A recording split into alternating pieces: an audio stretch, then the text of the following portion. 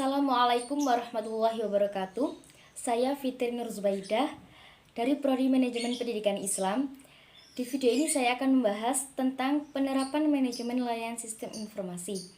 Nah, apa saja sih metode-metode yang digunakan pada manajemen pelayanan sistem informasi ini? Mari kita lihat video selanjutnya.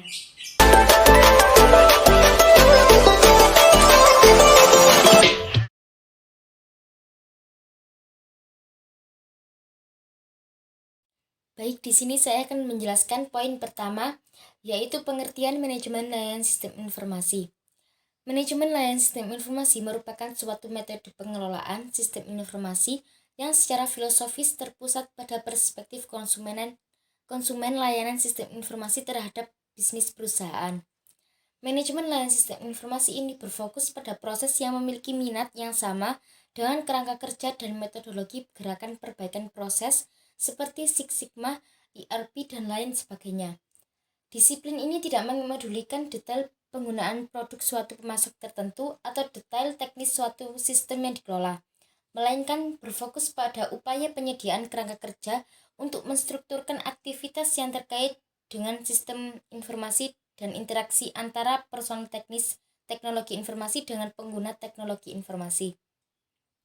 Manajemen layanan sistem informasi umumnya menangani masalah operasional manajemen sistem informasi dan bukan pada pengembangan teknologi itu sendiri.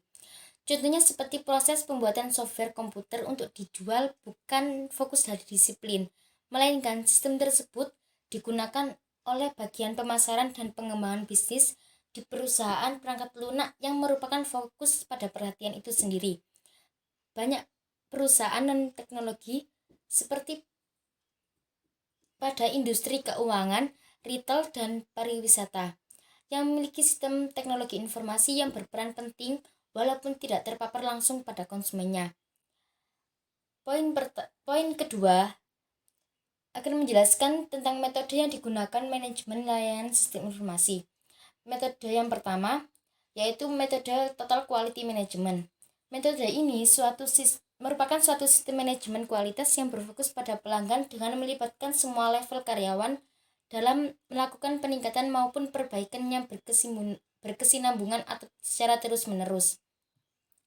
Total Quality Management ini menggunakan strategi data dan komunikasi yang efektif untuk mengintegrasikan kedisiplinan kualitas ke dalam budaya dan kegiatan dalam perusahaan.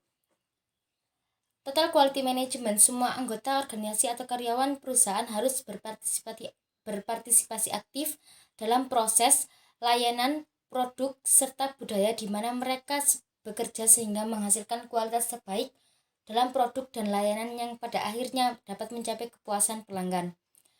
Metode yang kedua yaitu Six Sigma. Metode ini merupakan suatu alat manajemen yang digunakan untuk mengganti Total Quality Management yang sangat berfokus terhadap pengendalian kualitas dengan mendalami sistem produksi perusahaan yang secara keseluruhan. Metode ini bertujuan untuk menghilangkan cacat produksi, memangkas waktu pembuatan produk, dan menghilangkan biaya. Pada akhirnya, Six Sigma ini mampu mewujudkan proses sebuah perusahaan yang kualitas produksinya lebih baik, dapat meningkatkan keuntungan, bahkan meningkatkan semua karyawan. Metode yang ketiga yaitu manajemen proses bisnis. Metode ini merupakan suatu metode penyelarasan secara efisien suatu organisasi dengan keinginan dan kebutuhan organisasi tersebut. Metode ini merupakan pendekatan manajemen holistik untuk meningkatkan efektivitas dan efisiensi bisnis secara seiring dengan upaya untuk mencapai inovasi, fleksibilitas, dan integrasi dengan teknologi. Metode ini berfokus pada menemukan, mengoptimalkan, memodelkan, memantau, dan menganalisis aktivitas bisnis serta mengelola setiap proses yang terjadi sebelumnya. Metode ini sering melibatkan penggunaan alat yang menambah nilai bagi perusahaan dalam hal produktivitas yang lebih tinggi, pengeluaran yang berkurang, kontrol yang lebih baik, dan visibilitas yang lebih tinggi. Metode yang keempat atau metode yang terakhir adalah Scalability Maturity Model Integration atau disingkat CMMI, yang merupakan suatu pendekatan perbaikan proses yang memberikan unsur-unsur penting proses efektif bagi organisasi. Praktek-praktek terbaik CMMI ini dipublikasikan dalam dokumen-dokumen yang disebut model yang masing-masing ditunjukkan untuk berbagai bidang yang berbeda. CMMI ini menangani jalan yang harus ditempuh suatu organisasi untuk bisa mengelola proses dengan baik, memiliki tahapan terdefinisi dengan baik. Asumsi yang berlaku di sini adalah bahwa dalam organisasi yang matang dimungkinkan untuk mengukur dan mengaitkan antara kualitas produk dan kualitas proses. Baik, itulah penjelasan sedikit video dari saya. Semoga bermanfaat. Apabila ada salah kata, mohon maaf dan terima kasih telah menonton video saya. Wassalamualaikum warahmatullahi wabarakatuh.